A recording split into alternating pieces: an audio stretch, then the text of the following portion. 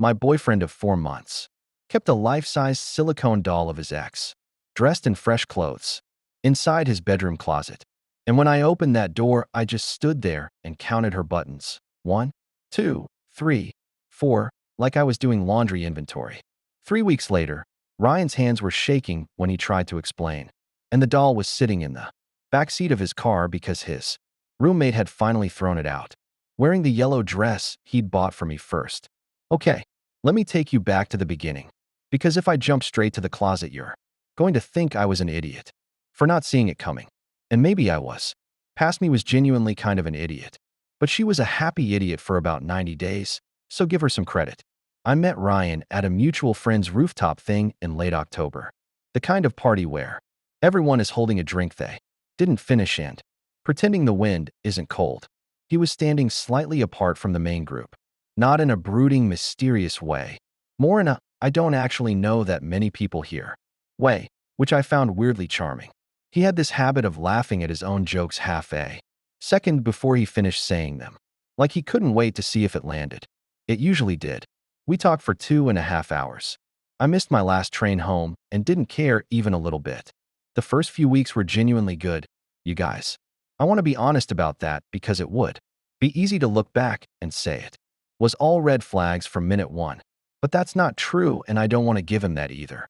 The version where he was always obviously terrible and I was just blind. He was attentive. He remembered that I hate cilantro. He texted first. He showed up when he said he would, which, if you've been in your mid-20s dating pool recently, you know is not as common as it should be. But there were things, small things I filed away in that mental drawer where you put stuff you're not ready to look at yet. Thing 1, he never talked about his last relationship.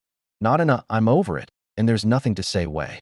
More in a very deliberate, slightly tense, changing the subject way. Every time Nadia came up, and I only even knew her name because his friend group occasionally mentioned her by accident and then got weird and quiet, he would do this thing where he'd physically turn his body slightly away from me. Not a lot, just a few degrees, like a plant growing away from the light. Thing 2, he had a lot of photos on his phone organized into albums, which I thought was cute and a little nerdy, until I saw one album was just titled with a single letter. And I didn't ask. I should have asked. I put it in the drawer. Thing 3, his closet. I had been to his apartment maybe 6 or 7 times by the time this story actually happens. His room was nice. Clean, actually, which I appreciated. But he always opened drawers and the wardrobe himself when he was getting ready, in this very natural, unremarkable way that I now realize was deliberate. He positioned himself so he was always between me and the closet. I never noticed until I had a reason to notice. We had been dating officially for about 3.5 months when he finally asked me to come over properly, not just for a few hours, but for a whole day. A lazy Sunday. He was going to make breakfast. We were going to watch something. It felt like a step forward, you know? Like we were building something real. I got there around 10. He made eggs. They were actually really good. We were on the couch watching something forgettable when he said he needed to shower and would be back in 15 minutes. His room was warm.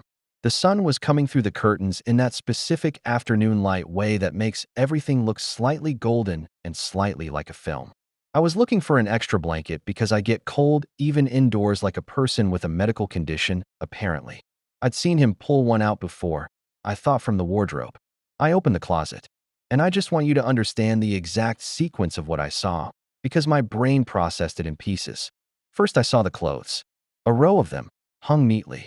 Women's clothes, which was already a little strange because Ryan lives alone and these were clearly not his size. Then I saw the shoes, lined up at the bottom. Women's shoes, matching the outfits above in a way that was very intentional, very coordinated. Then I saw her. She was seated, sort of propped, at the back of the closet, and she was wearing a pale blue dress that had been ironed. Her hair was set, like someone had combed it out. Her face was, the craftsmanship was actually incredibly specific. High-end silicone, the kind of detail that costs a lot of money. And I knew, I could just tell from the face, that this wasn't a random product purchase. This was modeled after someone. This was Nadia. I stood there for, I think, about 45 seconds, maybe a minute. Long enough that the warm afternoon light didn't feel warm anymore. I counted her buttons. I don't know why. My brain needed something small and countable. 1, 2, 3, for on the front of the blue dress. And then I heard the shower turn off. I want to tell you I slammed the closet and confronted him right then. That I was loud and certain and clear. But honestly, I closed the closet very gently, sat back down on the couch, pulled a throw pillow into my lap, and waited for him to come back out. He came in towel drying his hair and said, "Find the blanket?" And I said, "No, couldn't find it." And we watched the rest of the movie. I did not cry until I was back in my own apartment, sitting on my bathroom floor at 11:45 at night, eating leftover pasta out of a container I hadn't even heated up, which is honestly the most accurate summary of where I was at that point. Okay, so here is where I have to introduce you to Priya. Priya is Ryan's friend from college, and she had become peripherally my friend over the last few months. The way your partner's friends sometimes become your friends, through repeated group dinners and the kind of familiarity that comes from enough shared appetizer plates. She's funny and sharp and the kind of person who notices everything and says nothing until she decides to say it all at once. I texted her the next morning. I didn't tell her what I'd seen. I just said, "Hey, can we get coffee sometime this week? I want to talk about something." She texted back within 4 minutes. "I'm free today." Also, I've been waiting for this text, which, looking back, tells you everything. We met at a place near her office on Monday afternoon. I ordered a latte I didn't drink. She ordered a black coffee and looked at me for a moment and then said, very quietly, "You found the closet." I put my cup down. "How many people know?" I said. "His roommate Arjun. Me. Probably 2 others from the old group." She wrapped her hands around her coffee. "We didn't know how to tell you. Or whether it was. We kept saying maybe he'd gotten rid of it. It's been 3 years since Nadia." 3 years. I'd been told, vaguely, when I'd asked once, that Nadia and Ryan had dated for about 8 months and broken up mutually and amicably, and it was all very fine and old news. 8 months. 3 years ago. All fine. "How long has he had it?" I said. Priya looked at the table. "He got it made, commissioned, apparently, about 6 months after she ended things. Not mutually. She left him. She moved to another city." She paused. "She blocked him on everything. I kid you not, you guys. I literally felt the floor tilt. Because here's the thing about learning information in a specific order. When you thought it was a mutual 8-month thing that ended fine, a lot of the other weird stuff has no context. But when you learn that she left him, that she blocked him everywhere, that she moved cities and he, in response, commissioned a silicone replica of her, suddenly the album on his phone has context. Suddenly the slight body turn whenever her name came up has context. Suddenly the coordinated outfits, the iron dress, the combed hair." Priya reached across the table and put her hand over mine because apparently I had gone very still and very pale. "The clothes," I said. "He buys her new outfits," Priya said. "Or, the doll, I mean. Arjun says he changes them. Seasonally, sometimes. Sometimes more often. He put her in a blue dress yesterday," I said, very calmly, in the voice of someone who has temporarily left their body. "Nadia loved blue," said Priya. I excused myself to the bathroom, where I sat on a closed toilet lid for about 4 minutes doing the slow exhale breathing thing my therapist taught me. Then I washed my face with cold water, looked at myself in the mirror, and said out loud to no one, "Okay. Petty?" I was past petty. I had transcended petty. I was operating on a higher plane of pettiness that had its own atmosphere and gravity. But here's the thing that made it complicated. Because it's always complicated, isn't it? Priya, on my way back to the table, said something that I keep coming back to even now. "I think he's sick," she said. Genuinely. Not excused by it, but sick. Nadia leaving broke something in him in a way that he's never addressed, never processed, never gotten help for. And instead of doing any of that, he built a substitute. And now he's dating again, which probably means he thinks he's fine, but she looked at her coffee. He's not fine. And you being there isn't fixing him.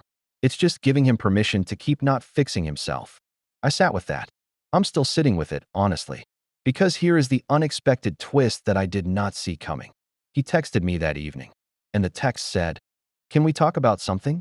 I feel like I should have shown you something before now. I think I've been avoiding it." I stared at that text for a very long time. Part of me, a very tired, very hurt part, thought, maybe he's about to come clean on his own. Maybe he's grown enough to do this without being pushed. And then my phone buzzed again. I think I want to move the wardrobe situation out. Like, maybe it's time. But I wanted to talk to you first. The wardrobe situation. That's what he called it. I put my phone down, opened my notes app, and started writing. I want to be clear that what I did next was not a plan in the elaborate chess player sense. I didn't have a spreadsheet. I didn't recruit allies in advance. What I had was a very clear sense of what I wanted to happen. I wanted him to explain himself. Fully. Out loud. In front of people who could witness that it had been said. Because here's what I knew about Ryan by that point. He was very good at private conversations. Private conversations where he could manage the narrative, soften the delivery, reframe things. He'd had 3 years of solo rehearsal, in a sense. He was practiced at making the closet situation sound manageable in his own head. And I suspected that in a one-on-one conversation, he could probably make it sound manageable to me too, at least temporarily. So I called Arjun. Arjun, it turns out, had been waiting for someone to call him for approximately 2.5 years. He picked up before the second ring. I heard relief in his voice within the first 30 seconds. I can't live with it anymore, he said. Literally. I'm done. I've been telling him for 2 years that it's not okay. He says he knows. He says he's working on it. And then nothing changes. Nadia's not coming back. She's married. She has a whole life somewhere else. And he's in here. I heard him exhale. He dresses it up for seasons, you know that? Like, she was in a winter coat in January. I can't. We talked for 40 minutes. By the end of it, we had a very loose understanding. The next time Ryan proposed a group hangout, which he did, actually, almost every weekend, he liked having people around. Arjun would make sure Priya was there too. And I would come. And something was going to happen. It happened on a Saturday. Ryan's apartment. 4 of us, plus his friend Dev who knew nothing and was just there for the football. Ryan was in a good mood, making drinks, easy and relaxed. I had been texting him normally all week. I'd even sent him a meme. The meme was so normal, I nearly impressed myself. We were about an hour in when Ryan, laughing at something Dev had said, turned to me and goes, "See, this is what I was missing. Just everyone together. It's a good vibe." And Priya, very quietly from the armchair, said, "Ryan, I think you should tell her about Nadia." The room got very still. Not dramatically. Just the particular silence of a television on mute. Dev looked at his drink. Arjun looked at the floor. Ryan's smile didn't disappear all at once. It just traveled somewhere else on his face, like it was looking for a safe place to land. "Priya," he said. "She found the closet," Priya said. "She's known for a week." "I've known she's known for a week." Arjun's known. "We're done pretending." Ryan turned to me. And what I saw on his face was not guilt, exactly. It was something more complicated than guilt. It was the expression of someone who had been running a very long calculation in their head and just realized the math didn't work. "I was going to tell you," he said. I said, "Okay." Just that. "Okay." He waited for more. I didn't give him more. And the silence where my outrage was supposed to go clearly unnerved him more than the outrage would have, because he started filling it himself. It's not what it looks like," he said. "Or it is, but it's something I've been working through. It's a process. Nadia and I had something that ended badly, and it's a coping mechanism. It's not hurting anyone. It's hurting her," said Arjun, still looking at the floor. "You know, she doesn't know it exists. She moved on. She's got a life. And you've got a doll of her in your closet that you dress up. If she knew." "She's never going to know," Ryan said, and his voice got tight. "That's not a relevant point." "It is though," said Priya. "It's relevant because it's about her. Not just about you processing something. It's her face, Ryan. Someone made it from her face. Here is the moment I will remember for a long time." Ryan looked at me, not at Priya, not at Arjun, at me, and said, "You can't understand what that relationship meant. You just can't. Some things are too big to just get over." And there it was. The thing he'd probably said to himself 1,000 times. The justification. Some things are too big to just get over. I looked at him for a moment. I said, very calmly, "Ryan, you bought a silicone replica of a woman who blocked you and moved to another city. She didn't leave you something too big to get over. She left you a boundary. And you built a doll." The room was very quiet. Dev quietly put his drink down on the coffee table. Ryan's face did something complicated. First it tried to find anger, but anger needed a target, and I wasn't giving him one. I was too calm. Then it tried to find dignity, but there wasn't much available in that particular moment. Then it did the thing I had not expected. It crumpled, just for a second, and I saw it. The genuinely sad thing under all the strange, obsessive behavior. The real loneliness. The grief that had curdled because he'd never let it move through him properly. For about 2 seconds, I almost pitied him. And then he said, I was going to get rid of it. Before you came along, I was going to get rid of it. You kind of interrupted the process. You guys, I interrupted the process. The process of getting rid of a doll, I said. Of grieving, he said, and his voice had gotten hard again. Which you clearly don't understand. There it was. Some things are too big to just get over. Repackaged. Fired at me like it was my failing. Priya made a very small sound. It might have been the word wow. I stood up, picked up my jacket, and I said, and I want to be accurate here because I'd been thinking about this sentence for several days. Ryan, I hope you get some real help. Genuinely. Not sarcastic. Because what you've been doing isn't grieving. It's keeping someone in a box who is out there alive and free and not thinking about you. And the only person being hurt by that box is you. I zipped my jacket. Some things are too big to just get over, I said. But you have to be willing to let them get smaller. I nodded at Arjun and Priya. I waved at Dev, who was staring at me with the expression of a man who came over for football and got a documentary. And I left. The ride home, I was shaking. Not from fear, just from adrenaline running out. I got home, made tea, and sat on my kitchen floor, not the bathroom this time, progress, and let myself feel it. Not anger, mostly just something like, okay, that happened and I survived it, and now it's done. It was, as endings go, not dramatic enough. He didn't chase me out. He didn't make a scene. He just stood in his living room being witnessed by his friends, holding the ruins of an explanation that hadn't worked. Sometimes justice looks like a man standing very still in his own apartment. Finally out of things to say, the text started around midnight. Not angry texts, which was almost more exhausting. A series of long ones. The kind where you can tell someone has been drafting and redrafting for an hour. Lots of I know how that looked. And I've been meaning to deal with it for a long time. And I think we could talk through this if you'd just. I read them. I didn't respond to them. At 2 a.m. came the one that started. You have to understand that Nadia was the love of my life, and some things are too big too. I put my phone face down on the nightstand and went to sleep. In the morning, Arjun texted me separately. He was up until 4. He finally took the doll out of the closet and put it in his car. I don't know what he's going to do with it, but it's out of the apartment. A pause. Then, I know this doesn't fix anything, but it's the first time in 2 years. I thought you should know. I sat with that for a bit. Then I typed back. Is he okay? Arjun, honestly? No, but that's not new.